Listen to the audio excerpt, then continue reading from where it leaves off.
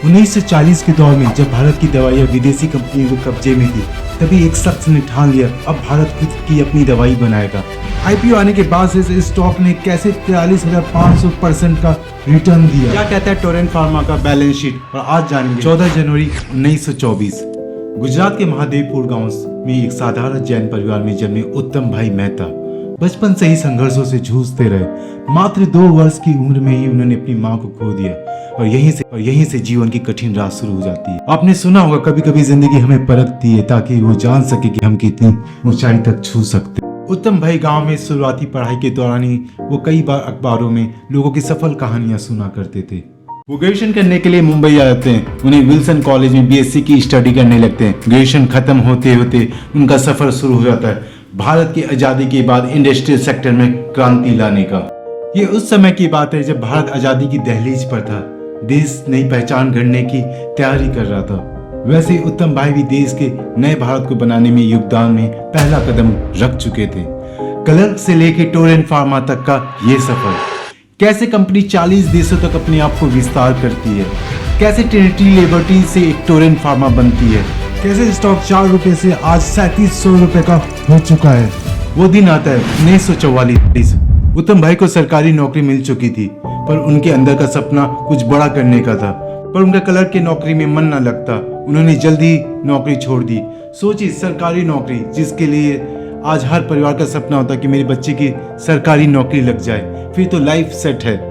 लोग कहते हैं सरकारी नौकरी का मतलब जिंदगी सेट, पर कुछ लोग सेट नहीं अपनी दुनिया बनाते हैं। 1945 से 1958 तक उत्तम भाई एक प्राइवेट कंपनी में सेंडोज में मेडिकल रिप्रेजेंटेटिव बनकर काम किया। उन्हें काम करते हुए समझ में आया कि भारत देश में सारी दवाइयां विदेशी हैं, महंगे प्राइस पे बेची जा रही है, मनमाने रेट चल रहे। उन्होंने महसूस किया भारत को अपने बल पे फार्मास्यूटिकल स्वतंत्रता की हासिल करनी ही होगी, और यहीं से जीवन का सबसे बड़ा कदम शुरू हुआ। 1959 जहाँ संसाधन नहीं होते वहाँ जुनून सबसे बड़ा हथियार बनता है। उत्तम भाई ने केवल 25,000 की पूंजी से ट्रिनिटी लिबर्टीज कंपनी की स्थापना अहमदाबाद में की। ये उस दौर की बात है जब देश में दवा निर्माण की बुनियादी ढांचा ना के बराबर। जहाँ दूसरी विदेशी कंपनियां हार मान रही थी, वहाँ उत्तम भाई ने अपनी प्राइवेट जॉब के एक्सपीरियंस से नीश मार्केटिंग की रणनीति अपनाई। ऐसे रोगों की दवाई बनाई जिनमें विदेशी कंपनियां एकाधिकार रखती थी, जैसे कार्डियो और CNS सेंट्रल नर्वस सिस्टम दवाई बनाई, जहां पर उनको काफी सफलता मिली। 1971 उत्तम भाई का सपना हकीकत में बदल रहा था।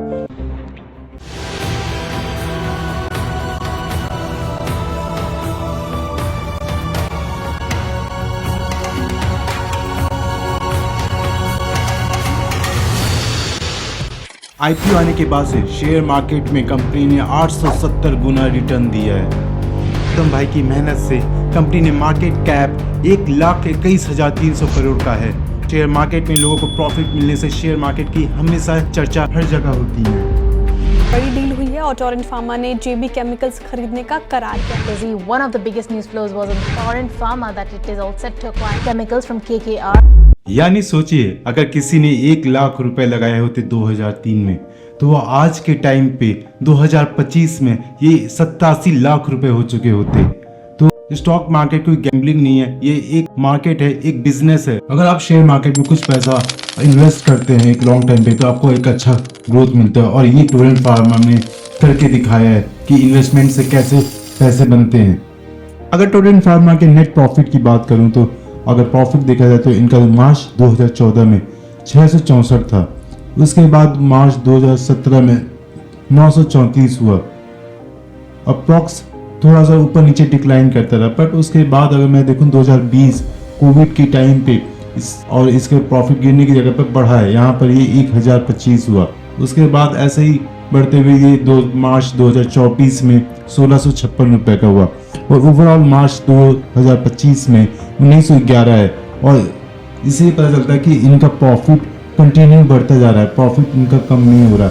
अगर इनकी बैलेंस शीट की बात करूं, तो बैलेंस शीट पे भी एग्जैक्टली ऐसा ही शो हो रहा है।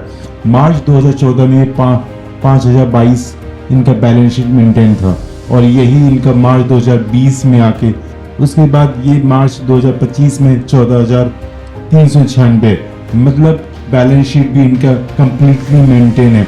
मैं क्वार्टरली रिजल्ट की बात करूं तो क्वार्टरली रिजल्ट भी इनका बहुत बेस्ट रहा। क्वार्टरली रिजल्ट इन्होंने कभी भी डिक्लाइन नहीं होने दिया। जनवरी 2022 में इनका जो नेट प्रॉफिट था, इनका नेट प्रॉफिट 354 था। दिसंबर 2023 में 443 हुआ, उसके बाद दिसंबर 2024 में 503 और ओवरऑल अभी भी यहीं पे मेंटेन करके रखा हुआ है।